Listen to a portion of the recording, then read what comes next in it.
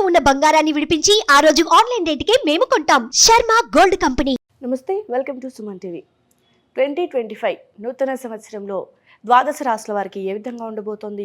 రాశి పరంగా ఏమైనా మార్పులు ఉన్నాయా, లేకపోతే నక్షత్రాల పరంగా ఎలాంటి మార్పులైనా చోటు చేసుకుంటున్నాయా అని తెలియజేసేందుకు, సో రాశి ఫలితాలు ఏ విధంగా ఉన్నాయో తెలియజేసేందుకు ఇవాళ మనతో పాటు ప్రముఖ జ్యోతిష్య పండితులు గోనుగుట్ల సురేష్ బాబు గారు ఉన్నారు. వారితో మాట్లాడేద్దాం. నమస్కారం గురువు గారు.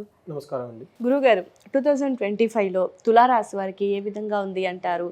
అంటే వారికి నక్షత్ర పరంగా కానివ్వండి, లేదంటే గ్రహాల మార్పు చాలా జరిగాయి. ఈ ఏడాది అయితే 4 గ్రహాల మార్పు జరుగుతున్నాయి అంటున్నారు కాబట్టి, సో తులారాశి వారికి ఏ విధంగా ఉండబోతుంది అంటారు? విద్యాపరంగా కానివ్వండి, అభివృద్ధి, లేదంటే మిగతా సమస్యలు కానివ్వండి, ఏ విధంగా ఉంటాయి అసలు ఓవరాల్గా? యాక్చువల్గా రాశి ఫలాలు తెలుసుకోవటం శుభ సూచకం అండి. మన ఇద్దరం మాట్లాడుకుంటుంటే నేచర్ కూడా ఉంటుందండి.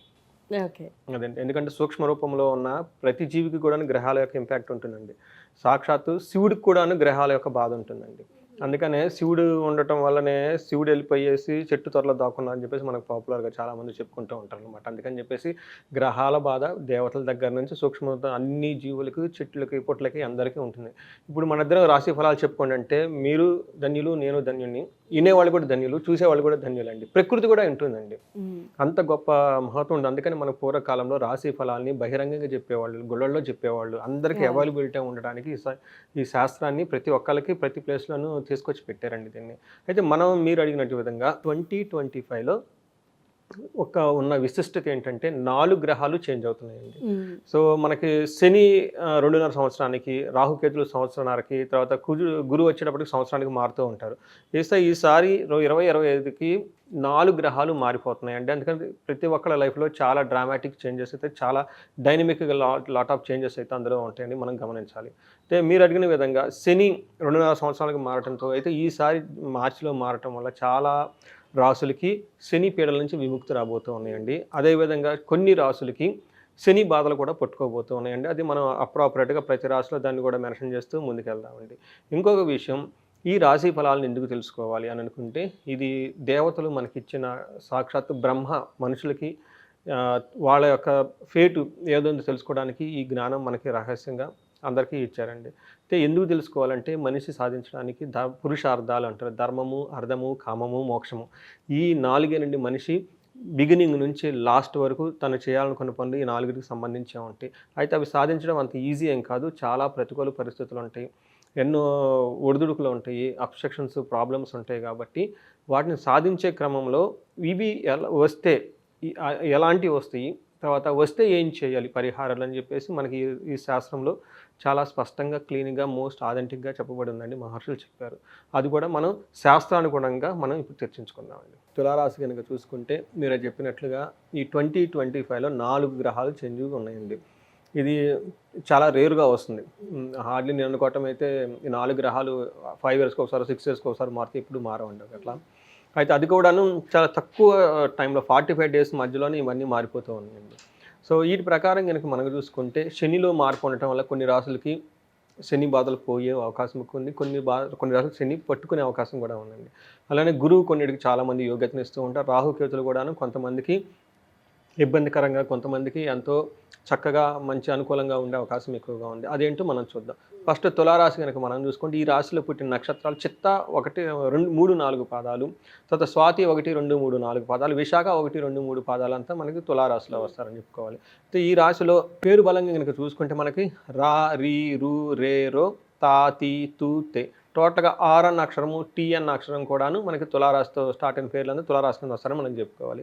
మన గ్రహస్థితిని చూసామనుకోండి, వీళ్ళు కన్య రాశిలోకి శని వచ్చేటప్పటికి మార్చి 28 ఎంటర్ అవుతున్నారండి. తర్వాత రాహుకేతువులు వచ్చేటప్పటికి కుంభరావుకి, తర్వాత సింహరాశిలోకి ఎంటర్ అవుతున్నారండి. ఇది వచ్చేటప్పటికి మే 28న స్టార్ట్ అవుతున్నారు.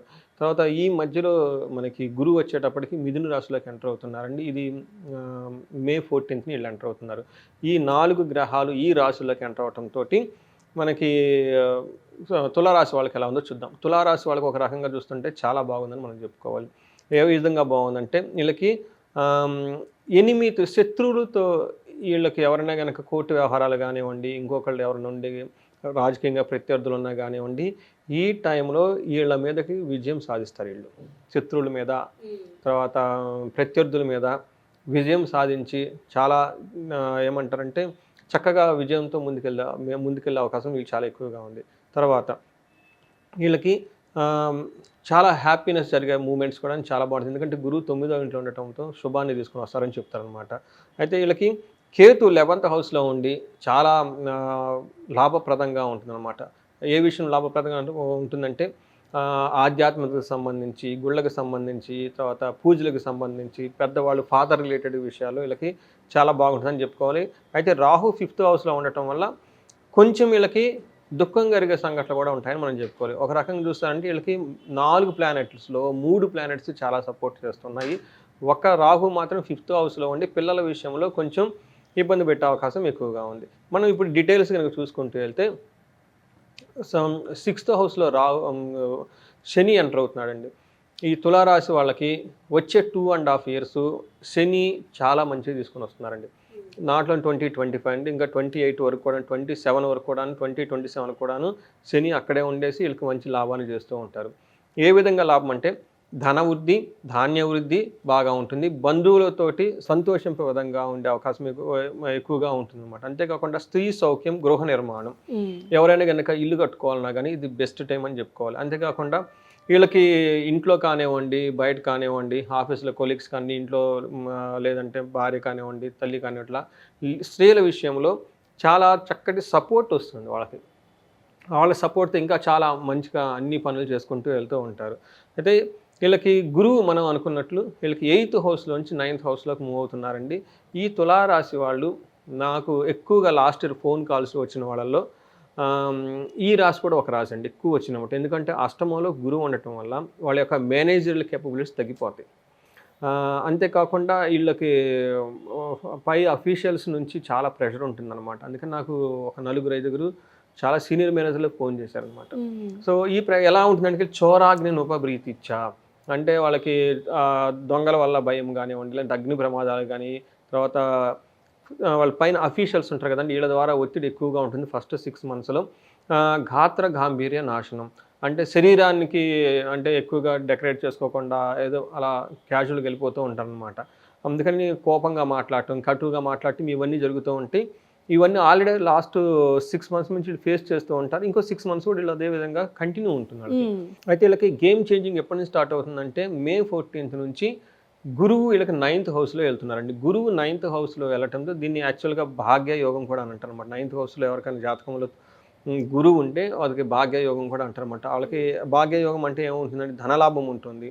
తన పెద్దవాళ్ళు పెట్టిన పెద్దల మాట వింటూ వాళ్ళ సూచించిన జాడలో వెళ్తూ వాళ్ళ ఇంటికి సంబంధించిన ఆచారాల వ్యవహారాన్ని ఫాలో అవుతూ చాలా చక్కగా భక్తిగా ఉంటారనమాట. అంతేకాకుండా గృహలాభం చూపిస్తుంది.